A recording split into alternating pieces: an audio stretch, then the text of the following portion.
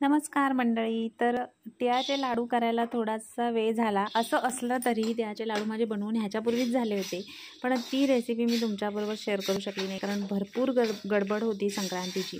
आणि लाडू कसे बनतायत ते पण मला थोडासा डाऊट होता. तर त्याच्यामुळे ती रेसिपी मी शूटच केली नव्हती. आणि त्याच्यातलेच की नाही पाव किलो तीळ जे राहिले होते त्याची म्हटलं त्याचे लाडू बनवताना त्याचा व्हिडिओ तुमच्याबरोबर शेअर करायचा, म्हणून ही व्हिडिओ मी बनवत आहे. तर की नाही तिळाचे लाडू सहसा कोण बनवायला बघत नाही, कारण की तिळाचे लाडू वळताना की नाही हाताला खूप चटके लागतात, हात भाजतात. त्याच्यामुळे शक्यतो आपण विकतच आणतो, आणि मी सुद्धा आत्तापर्यंत विकतच आणायची. पण ह्यावेळेस म्हटलं बघूया ट्राय करून कसं होतं आहे ते, कारण एकदा कधीतरी बनवलेले मला आठवत होतं.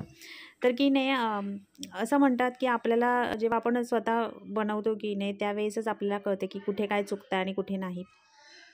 सो त्याच्यासाठी म्हटलं आपण पहिल्यांदा करून बघूयात, म्हणून मी अर्धा किलो तीळ आणले होते, पण त्यातले पाव किलो तिळाचे लाडू मी संक्रांतीसाठी बनवले.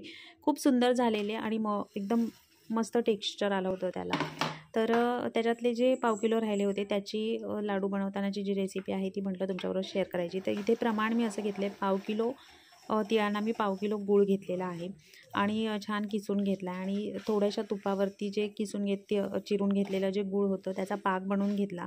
त्याच्यामध्येच तीळ भाजून घेतले होते सुरुवातीला, ते तीळसुद्धा त्याच्यामध्ये टाकून घेतलेले आहेत. आणि शेंगदाण्याचा जो कूट आहे तो खडबडीत असा वाटून घेतलेला मिक्सरला, आणि तो सुद्धा त्याच्यामध्ये टाकलेला आहे. सगळं मिश्रण एकजीव केल्यानंतर गरम गरमच हे लाडू वळायचे आहेत, आणि ते वळतानाच हाताला चटके बसतात, म्हणून ही नवीन आयडिया माझ्या डोक्यात आली. ही म्हटलं तुमच्याबरोबर शेअर करायची, जेणेकरून तुम्हालाही लाडू वळताना खूप सोपं जाईल. तर थोडंसं मिश्रण जे आहे चमच्यामध्ये घेतलेलं आहे, कारण त्याच्यावरती दुसऱ्या वाटीसारखा चमचा ठेवलेला आहे, आणि तो अलगद हातावरती असा टॅप करायचा आहे. खूप सुंदर आणि पटकन त्या चमच्यातून लाडू निघून येतात. आणि ही जी प्रोसेसिंग आहे की नाही ही पटापट करावी लागते, कारण की एकदा जर हे मिश्रण गार झालं का मग त्याचे लाडू सहसा वळत नाहीत, आणि गरम गरमच बनवायचे असतात म्हटल्यानंतर हात पोळल्याशिवाय राहणार नाहीत. म्हणून ही एक नवीन आयडिया डोक्यात आली, तर म्हटलं ती तुमच्याबरोबर शेअर करायची. तर अशाच पद्धतीने मी हे जे सगळे लाडू आहेत ते करून घेतले. काही वेळेस काय होतं, जेव्हा मिश्रण ते गार येतं की नाही त्यावेळेस पटकन त्याचा गोल गोळा बनत नाही. मग अशावेळी काय करायचं, थोडंसं मिश्रण घ्यायचं, टॅप करायचं चमच्यांमध्ये घेऊन, आणि हातावरती त्याच्यानंतर गोळा घेऊन त्याला आपण शेप देऊ शकतो. काही लाडू जे आहेत ते चमच्यामधून नीट बाहेर आले गोलच्या गोल आकारामध्ये, काही आहेत ते थोडेसे उबडधोबड आले, त्यांना मी हाताने वळून गोल केलं. पण करताना अजिबात काहीच त्रास झाला नाही, खूप सोपं वाटलं. आणि म्हणूनच पहिल्यांदा जे पाव किलोचे लाडू मी बनवले की नाही ते मला बरे वाटले, म्हणजे सोपं वाटलं. म्हणूनच मी आणखीन थोडं जे राहिले होते ती वगैरे त्याचाही म्हटलं लाडू बनवून टाकायचे. आणि ती रेसिपी आहे, आयडिया आहे, ती तुमच्याबरोबर पण शेअर करायला भेटेल की नाही, म्हणून हा व्हिडिओ बनवण्याचं कारण झालं.